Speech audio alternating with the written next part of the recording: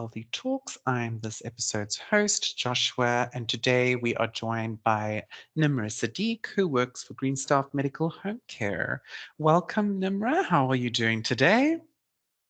Hi, Josh. I'm good, thank you. How are you? I'm very well, thank you for asking. It's a Friday, and I love Fridays. I especially love Fridays ending off in an interview. So, yes, thank you so much for joining us today. And for all you listeners listening to this episode, Nimra has quite an interesting transition into healthcare. So, just a bit of background, she actually has a background in finance. So, Nimra, tell us about that. What led you to realize that finance wasn't the path? Um, so I started off doing accounting and finance in university. I don't think I quite knew what I wanted to do, so I just sort of fell into that. And then got a job in finance, just thinking, that's what I should do, just follow what I've studied. And then I quickly realized it wasn't me, just I didn't have that much of an interest and felt that um, I didn't have much of a purpose when I was working in finance. Mm. So, what kind of motivated you to make that shift? Was there like a specific moment, or did you get introduced to something within healthcare that sort of made you realize, finance is really not for me, but this is actually what I want to do? I think it was around the time so my mum got ill and she was in hospital for a bit, and around the same time my friend got into an accident. So in the space of a short period of time, I was visiting people in the hospital a lot, which wasn't something I had done before. And I just remembered sitting there at one point and I could see the doctors and the nurses interacting, and I just was like in awe of like what they were doing, and like even like the content, like what they were speaking about. I just remember thinking, I know nothing about healthcare. It's just there's so much to know, and I just found it interesting, and I just found the fact that they were doing something for other people, like that's what really appealed to me. And then I had a chat with a friend, and he kind of was like, why don't you just do it? Why don't you go into healthcare? Why don't you do nursing? And at that point, I was, in my career in finance. I was like, oh, that's just not possible. But anything is possible. So Mm. had just decided to go back to uni and study nursing instead. Did you sort of have any reservations? Were you skeptical, or did you just kind of like thrust yourself into it? You were like, nope, this is what I want to do. I'm going to do it. And then you just started. I was since I knew nothing about it. I did volunteer at my local hospital just to get a feel for things, and I also had my friend's mum was a deputy manager at a care home, so I also spent the week with her, which was quite eye opening because they're quite different, like the acute and the care home settings, Mm. and you do get to see hands on like how difficult it is and how what it can be. But for me, I just found this that it was just way more rewarding than what I was doing. I obviously didn't know what I was getting myself into because I started uni, went into my placements. That's when you really know. And I, was a bit apprehensive and scared because I was giving up my career and going back to uni. It was, a bit scary, but at the same time, it was the best decision I made. Mm. And just before we pivot off this topic, what was the initial intention behind going to finance? Was that something that you had sort of initially found that's what I kind of want to do, and then experiencing uni and experiencing it all, you were just like, okay, this is actually not for me. So was it really a dream before? I think so. I think the age that you have to decide what you want to do, you're still quite young. It's hard to know Mm. what you really want to do at that age. So I think I just fell into the default of picking what I thought would take me into, having a successful career, being able to take care of myself. And for me, I was good with numbers, so I thought, well, I might as well just go into finance. Mm. And like, but I didn't hate it. It wasn't, the worst thing. I just remember thinking, I wish I was doing something a bit more like meaningful with a bit more Mm. purpose. I feel like that's more important to me than was making money at that point. And now that I am a nurse, I do feel like this is so much more suited me as a person than Mm, finance was. But I just didn't know that when I was young. It's really hard. I think it's really hard to make that decision then. But yeah, we can all make career changes. We can all do different things. So of yeah. course, yeah. I think you highlight something very important here. It's like generally, and this is also from my experience, you kind of go into your studies thinking like, okay, I'm going to make the transition into uni, I'm going to study this. And then Mm. coming out of that, you just sort of realize, actually, I didn't give this a lot of thought. I'm thinking of something else. And it's Yeah. such a universal issue. And I've interviewed quite a few people, and they all sort of had a moment like that before really sort of landing on this career path. So it's just quite interesting to see that it just is a pattern throughout life in general. But Yeah. you actually studied nursing during the onset of COVID, which is very interesting. So sort of walk me through the type of challenges that you faced. How was it different to, studying finance, and COVID wasn't really a thing back then, to now COVID and studying under these sort of extreme circumstances? Yeah, so when I finished nursing, when I graduated, COVID had just started. So I had finished my studies, I was getting ready to look for a job, start a new job. And just when I think it was just the month later, that's when COVID had begun. So it Mm, was quite a new experience in the sense that I didn't get the same sort of preceptorship options that normal nurses would get when they're newly qualified. You were kind of like thrown in the deep end. I think if I was a bit younger and less resilient, it would have been a lot more daunting. But I think because I was a little bit more older and I just, I know what I've just done and I've studied and what I've been through. And I didn't know any different. Like COVID was the beginning of my career, so I just got on with it. But in hindsight, getting through the other side and seeing what an intense experience it was, I think it did sort of make me more resilient, and I think who made us all better nurses and doctors actually. mm, mm. Absolutely. And, you going into nursing, you went into cardiology and critical care. Yeah. How and sort of what made you sort of specialize in those areas? Like, what was the initial forecast for that? I think so. With cardiology, I was luckily when I was newly qualified, I was placed there. That's where they had an opening, and I found that I preferred medical over surgical. So yeah, it was something I was placed in, and as soon as I was there, I realized it was for me. I just found it so interesting. I found just everything about it just really interesting, and there was always something to learn. There was like every day was a learning opportunity. There was a chance to like study more, do further like courses and education, and I found that it just always piqued my interest. I was never bored. I was really lucky with where I worked. It was like a fabulous team. We had great support, and we had such a high turnover of patients as well. So I found that, it just built my confidence a lot more. And yeah, it really, I found it very interesting. And the critical care side of it was, I, I like learning. So it was the fact that we always had the opportunity to like study, and you'll never know everything. So Mm. yeah, I found that interesting. And you moved to the Midlands, right? Yes. And sort of was that before cardiology and critical care or after? It was after, so it was after I did all my cardiology and critical care experience, I just moved to the Midlands last year.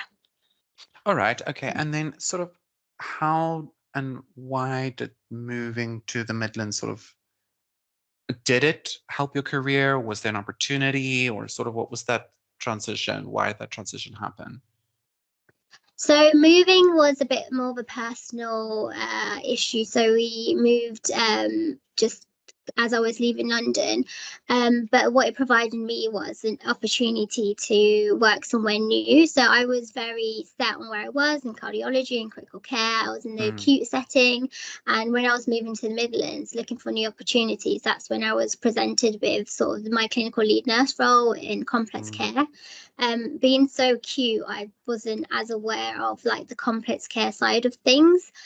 So for me, it was something that I could learn something new about, widen my sort of understanding and knowledge, and I had a lot of transferable skills. But that could be applied to people that were living with sort of chronic long-term health conditions who mm. required extra assistance to manage their symptoms. It was all new to me, and when I was presented with that, it was definitely something that I like wanted to explore. All right. So, what appeals to you about complex care now, other than what you just described as seeing something that you'd like to sort of get yourself involved in? But, what moving to the Midlands, getting involved in complex care, talk me through that transition. Like, what really enforced that? So I think like getting into complex care, I think it was sort of just it like I said, it was so new to me, and it was something I didn't really know much about. But I knew that there was people living in the community with such, chronic and long-term health conditions, but there was such a variety. So for me as an adult nurse, I was just in cardiology. I knew about critical care, and it didn't extend further to that in the sense where complex care could be sort of challenging behavior, it could be learning disabilities, it could be mental health. We have Mm, pediatrics, we have, it's everything. I wasn't sort of put into a box of just being like an adult nurse. mm, I've learned so much in such a short time in the sense where like I've got to know about all these, mental health conditions, learning disabilities, autism, all these neurological disorders, and it's like you're just open to a variety of things. So I found that really sort of eye-opening and really interesting. all right. And tell me, how's your passion for helping others influenced your approach to nursing? Um, I think they just sort of go hand in hand. So Mm, it's just yeah, I think knowing that you've sort of done something for someone else that would sort of help them, or like, just that's I think they just go hand in hand to me. So just helping someone, and that's what nursing is. It's just doing something for others. And the fact that it can be a career is amazing. Like the mm. fact that people can do that for their job, I think that is like really rewarding, and it's challenging, but for me the rewards are worth the challenge. Yeah, absolutely. And have you found yourself not sort of thinking, I wish I went back to cardiology and critical care? Or, have you kind of solidified this is where I want to go. This is where I want to specialize. This is what I want to do for the rest of my life. Yeah, I like with cardiology and critical care, I feel like that's knowledge that I will always have, and Mm, it's never going anywhere. Whereas this is something new, and I'm learning stuff day by day, and you never know where it's gonna take you. I don't know where my career is gonna go, where it's gonna end, but I like the fact that I'm always having like I'm learning as I go. yeah. And have you sort of come to a place where you feel, well, let me put it to you this way. Have you sort of found techniques or way of working with people in complex care that you sort of had to learn on the way? And sort of what are those techniques that you've learned? Um, So I think with complex care, and you get this with acute as well, but with complex care more, it's not about just the service user. It's more about sort of the family members or the Mm, carers. It's such a bigger team that you're dealing with. You're so involved with the wider MDT. You're involved with so many more people than just the service user.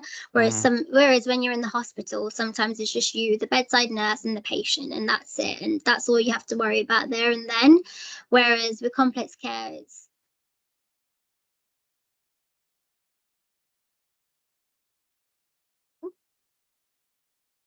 Oh, I think you froze there a little bit. All oh, right, we're sorry, back. No, it's fine.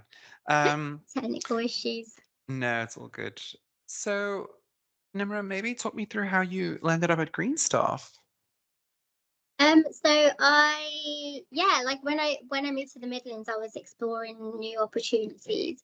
And that's when I came across Greenstaff, and I think it was LinkedIn that somebody sort of approached me. Mm. And yeah, I was showing this new opportunity that I said I was really interested in, and yeah, kind of went through there.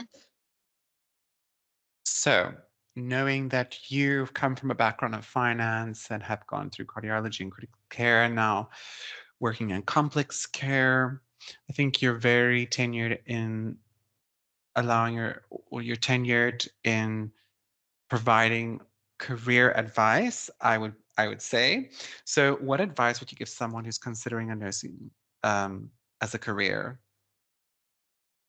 Um, I would say if you're considering it, then really, yeah, you should go for it. It's something that I think that is really rewarding, that and you don't have to just go into one sort of avenue. There's always so much to learn with it. It's really broad, like do your research, have a look into what you like, do some voluntary work or some experience and just see if it's really for you and really stick at it, because I think as challenging as it is, the rewards that you get at the end of it, I think are double that. Amazing. And just one last question. And I think this is more of a practical question. How critical is empathy in healthcare? And I discuss this a lot with people on this podcast. You know, empathy is like sort of the core ability to do nursing. You need to sort of level yourself out to assist people in various conditions. So, how critical, in your own opinion, is it in healthcare, and how do you specifically cultivate that in your daily practice? I think, yeah, I do think it's really critical. I think it's critical to have empathy when you are working in healthcare. Just to put yourself in someone else's shoes, and what they're going through, or what even other family members are going through. It's just, I think it's really important to have that. You're never really gonna know what someone's going through, but just to have that empathy, it changes the kind of care that you give. Mm, I think that's what I use when I, on a day-to-day basis. It's always to get my empathy is what drives me to. You're essentially just trying to make someone's life better, or try and help them to the best of your ability. And I think without empathy, you aren't going to be able to do that as best as you can. mm. Amazing. Nimra, thank you so much for joining me on today's episode of Healthy Talks. You've been wonderful. I've loved hearing your journey. I think you have quite a unique story as well. And yeah, I believe you're going to do great things. So thank you so much for joining me. Oh, thank you for having me, and thank you for all your wonderful questions. It's a pleasure. Well, thank you everybody for listening to this episode of Healthy Talks. Catch us next time for another episode. And don't forget to subscribe and like our channel on YouTube, Spotify, and Apple Podcasts. We'll check you next time.